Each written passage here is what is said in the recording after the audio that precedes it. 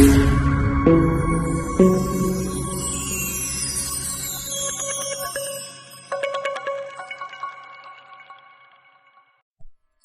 this is Shadi and welcome back to another technique breakdown between two arts, and this time it's gonna be freestyle wrestling versus judo. This is not to determine a superior art, but rather to show the similarities and differences in common techniques. I'm gonna discuss few of them, not all of them, because in freestyle and judo there's a lot of common techniques and the video is gonna be like 2 hours long if I do that. So I'm gonna go over the main ones and also see how two arts that rely on different things, for example judo rely on positioning, softness, technique, while freestyle wrestling relies on strength, technique and positioning. And we're gonna see how, for example, a common technique is set up differently in two different arts, and see also the similarities and the differences and the little intricacies between these common techniques performed differently in both arts. There's the gi involved in judo, I understand that, and that's gonna play a big role in this episode, unlike the Greco judo episode. So the first one, it's gonna be the obvious one. It's the double leg takedown and the morotegari. I've talked about this several times. Shooting is a double-edged sword in my opinion. It can be done with a humongous and monumental strength, and it can also be done very swiftly and with no strength whatsoever. I believe that judo allows the option of no strength because simply the kuzushi. For those of you who don't know, kuzushi is when you pull the sleeve and the lapel of your partner and you come in, and hence they are on their tip of their toes, and when they are on the tip of their toes you can easily do whatever technique using far less strength you would than someone just standing firm. So in judo the morotegari is done in both ways, from kuzushi here as you see, and also you can just dive in and shoot, very similar to a wrestler. So the presence of the gi really plays a big role in this one.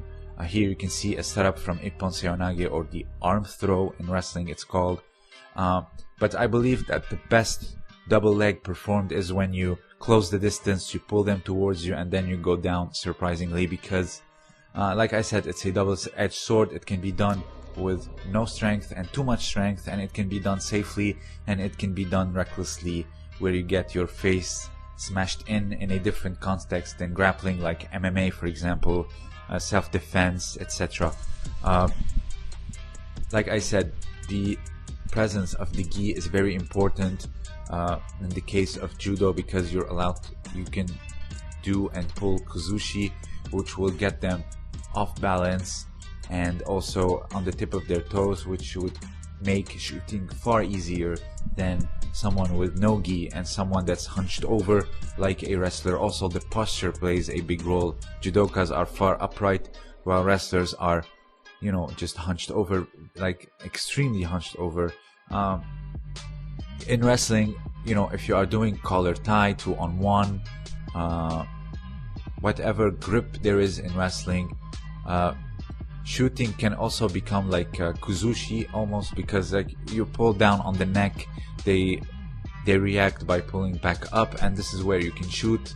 Also you can just dive in recklessly and just use tons of strength. A lot of wrestlers do that, I understand that, because there's no gi, but mainly I would prefer the judo one because it's far more safe and calculated, especially in the context of MMA and self-defense. Now I know in MMA there's no gi, so you'd have to be very calculated when shooting. Jabbing as a feint and then going in, for me it's not enough. A lot of wrestlers got their face smashed in with a knee during shooting, and that's why upper body control is far more important than a technique like the double leg, in my opinion. So wrestlers, I do tend to think they use far strength because there's sprawling involved, there's no gi, so the resistance is a lot more prevalent than in judo when someone is wearing the gi. So this is mainly the difference with the gi and the kuzushi. So the second is, we're still in the same realm. It's the morotegari, but this time as a single leg. And in wrestling, this one is different than the double leg because you're just spearing into one leg and doing kuzushi and then going down and just wrapping your arms around one leg. It's going to be different. They can recover their balance. So shooting is almost mandatory. Here you can see Ryoko Tamura shooting directly and then switching to a double. Here, bam, just shooting, no kuzushi, nothing. It's the same as wrestling. So this one tends to be a bit more common with wrestlers, just shooting in, diving in. I wouldn't recommend it in any other context like MMA or self-defense, but in grappling it works perfectly, especially someone like Ryoko Tamura, who is very short and she could just easily dive in.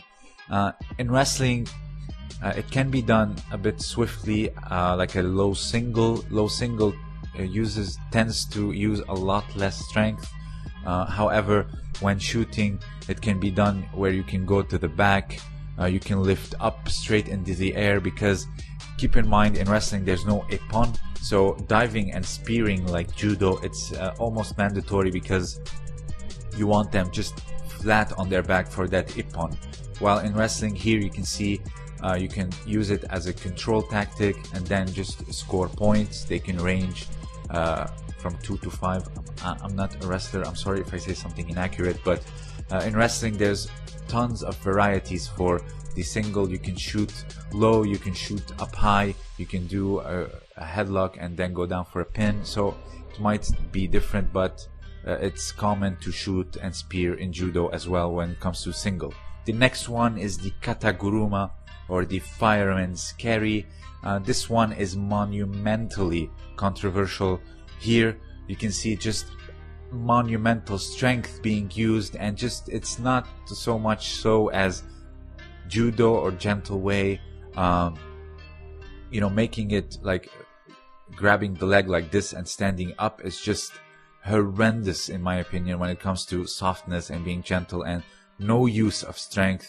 However, you can do it with no strength like this, because when you scoot like almost like a squat down and then doing like a pas chassé, we call it in French, almost like brushing your legs with the mat and then going up, it allows you to have some sort of leverage and momentum in order to pull them back up. But in competition at high level, someone who is also very technically skilled, you're gonna have to use far more strength when you're doing the kataguruma standing up, and thus it's not very much quote-unquote judo in my opinion.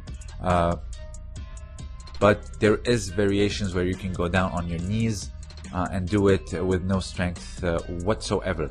For example, there's this one story where Jigoro Kano, the founder of judo, he was up against a sumo wrestler where he lost several times, and eventually he had to rely on the kataguruma, but on his knees he used the push and the momentum given by the sumo wrestler and then continued it, rolling him on his shoulder.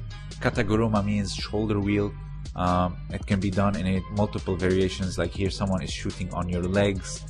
You can roll them on your shoulders, or continue the double leg, rolling them on your shoulders back, different from the uranage. So wrestlers do it in both ways in my opinion, very swiftly, no strength used, like here, go down on your knees and then pick them back up. And there's also someone just being reckless, like the judokas I first showed, where they like do these front flips and side flips and use tons and tons of strength.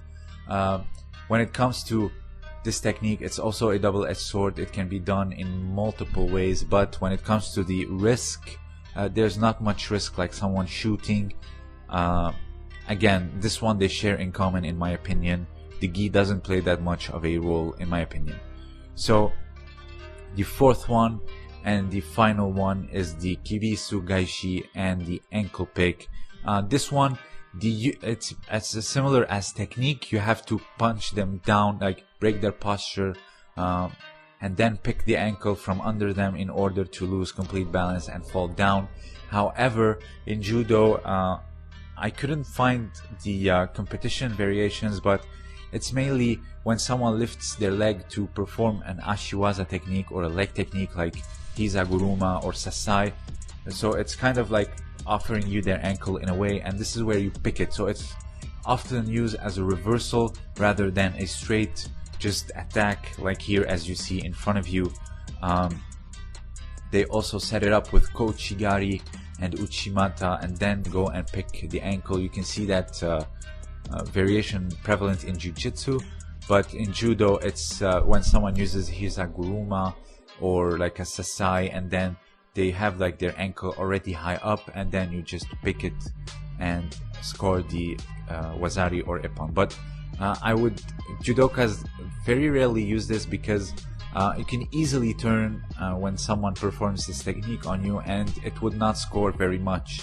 But in wrestling, it doesn't matter how you fall, you can still score points. So in wrestling, it's far more prevalent and far more used than judo, and plus now in judo it's become illegal like everything else I've showed you. So here you can see you can block the leg with kochigari and finish it with gibisu gaishi.